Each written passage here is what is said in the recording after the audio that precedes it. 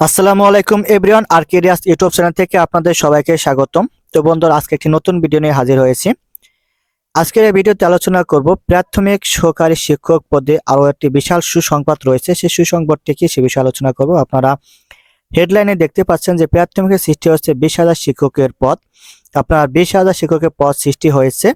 তো আসলে কোন কোন কোন টপিকে আপনার 20,000 পদ সৃষ্টি হয়েছে বা কোথায় কতগুলো জনবল নিয়োগ দেওয়া হবে সে বিষয়ে এই ভিডিওতে আলোচনা করব। এবং এই ভিডিওতে আলোচনা করব, আপনারা জানেন যে প্রাইমারি সহকারী শিক্ষক পদে যে তৃতীয় ধাপ আপনার রেজাল্ট, চূড়ান্ত রেজাল্ট প্রকাশিত হয়েছে, সেটা কিন্তু আপনার হাইকোর্ট থেকে স্থগিত করে দিয়েছে।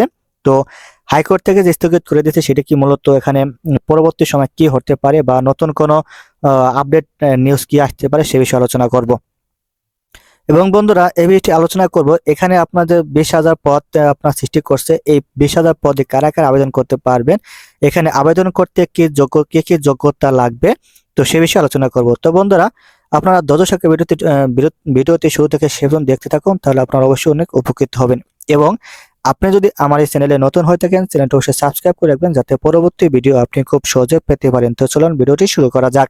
দেখুন, দেশের প্রাথমিক শিক্ষার মান উন্নয়নে নতুন প্রায় 20,000 শিক্ষকের পদ সৃষ্টি করার পদক্ষেপ নিয়েছে অন্তর্বর্তী সরকার।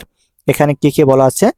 এছাড়া বিদ্যালয়গুলোর মিড ডে মিলে পুষ্টিকর খাবার দেওয়া, বার্ষিক পরীক্ষার মূল্যায়ন 4 স্তরে করা, পঞ্চম শ্রেণীতে আবারও বৃত্তি পরীক্ষা নেওয়ারও পরিকল্পনা করা হয়েছে।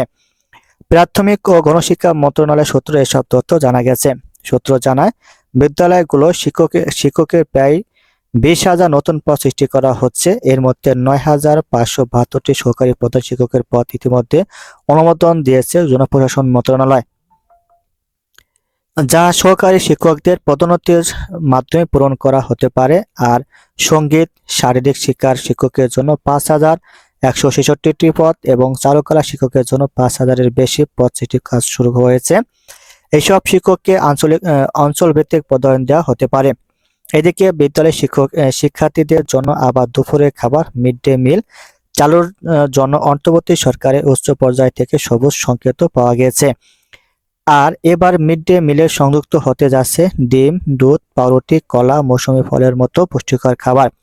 এর আগে শিক্ষার্থীদের মিড ডে মিলে খিচুড়ি দেওয়ার পরিকল্পনা করে প্রকল্প হাতে নেওয়া হয়েছিল। পরে সমালোচনার মুখে এই সিদ্ধান্ত থেকে সরে আসে সরকার। এই বিষয়ে প্রাথমিক ও গণশিক্ষা মন্ত্রণালয়ের উপদেষ্টা ডাক্তার বিধান রঞ্জন রায় পোদ্দার বলেন, প্রাথমিক শিক্ষার মান উন্নয়নে বেশ কিছু পদক্ষেপ নেওয়া হচ্ছে। শিক্ষকের নতুন পদ সৃষ্টি, মিড ডে মিল চালু, বিশেষজ্ঞদের নিয়ে পরামর্শ দল গঠন ইত্যাদি। এর বাইরে প্রাথমিক বিদ্যালয়ের ভবনগুলোতে আধুনিক ও দৃষ্টিনন্দন করা, শিশু কল্যাণ ট্রাস্ট সচল করারও উদ্যোগ নিয়েছে মন্ত্রণালয়। আর 30 সেপ্টেম্বর প্রাথমিক ও উচ্চশিক্ষার শিক্ষার মান উন্নয়নে শিক্ষাবিদ, বিশেষজ্ঞ এবং প্রাথমিক শিক্ষা সংশ্লিষ্ট ব্যক্তিদের সমন্বয়ে 9 সদস্যের পরামর্শ কমিটি গঠন করা হয়েছে। এ বিষয়ে নাম প্রকাশ না করার সত্ত্বে মন্ত্রণালয়ের এক ঊর্ধ্বতন কর্মকর্তা বলেন, শিশু কল্যাণ ট্রাস্টের অধীনে অবহেলিত বা পথ শিশুদের জন্য কিছু স্কুল পরিচালনা করা হয়, কিন্তু দীর্ঘদিন ধরে এই ট্রাস্টটি নানা সমস্যায় জর্জরিত। সম্প্রতি এই ট্রাস্টকে সচল করার উদ্যোগ নেওয়া হয়েছে। সরকারের এসব পদক্ষেপকে সাধুবাদ জানিয়েছেন গণসাক্ষরতা অভিযানের নির্বাহী পরিচালক ও সাবেক তত্ত্বাবধায়ক সরকারের উপদেষ্টা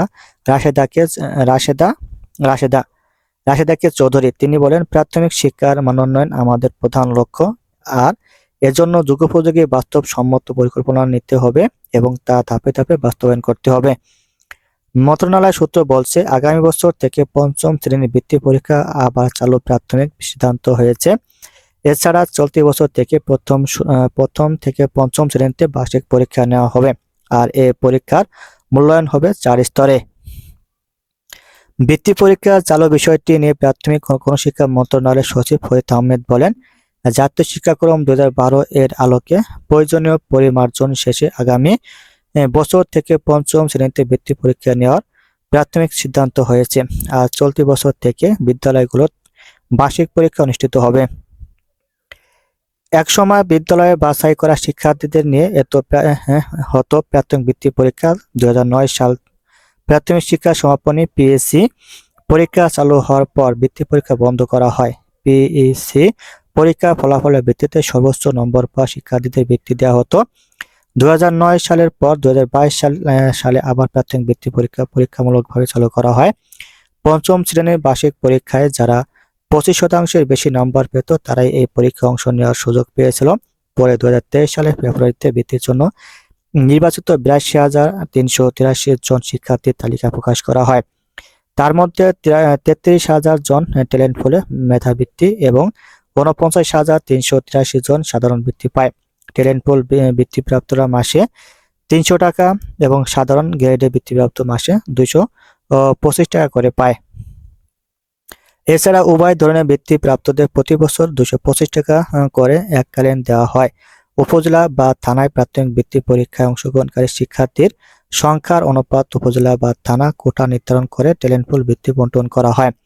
সাধারণত বৃত্তি বিতরণ করা হয় ইউনিয়ন ও পৌরসভার ওয়ার্ড ভিত্তিক। তবে গত বছর আবার প্রাথমিক পর্যায়ে বৃত্তি পরীক্ষা বন্ধের সিদ্ধান্তের কথা জানায় ক্ষমতাচ্যুত আওয়ামী লীগ সরকার।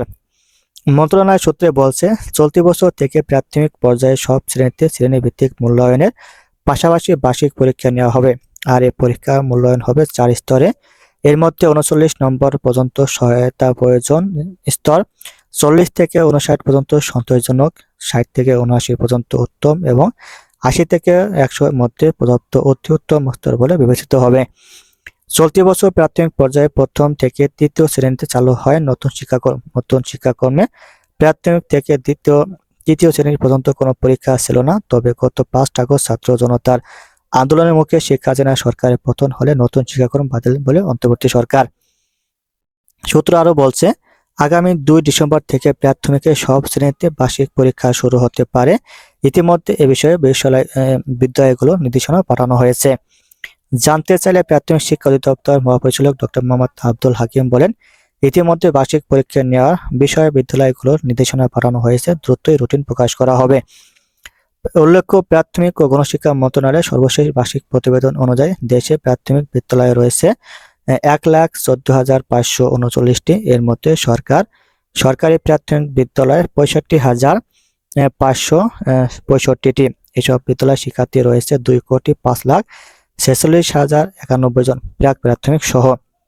তো বন্ধুরা, বুঝতে পারছেন। এবার আপনি বলবো যেখানে যারা আপনার ওইখানে কারা কারা আবেদন করতে পারবেন। ওইখানে নতুন যে 20,000 পদ সৃষ্টি হয়েছে, নতুন 20,000 পদে মূলত আবেদন করতে পারবেন যারা আপনার ডিপ্লোমা বা আপনার চারুকারুকলায় সঙ্গীতে বা শারীরিক শিক্ষা আপনার যাদের ডিপ্লোমা রয়েছে বা যাদেরকে কমপক্ষে 1 বছরের মেয়াদি কোনো সার্টিফিকেট রয়েছে তারা কিন্তু এখানে আবেদন করতে পারবেন। তাছাড়া কিন্তু এখানে অন্যরা আবেদন করতে পারবেন না। তো বন্ধুরা, আজকের ভিডিও পর্যন্ত। সবাই ভালো থাকবেন, সুস্থ থাকবেন। আসসালামু আলাইকুম।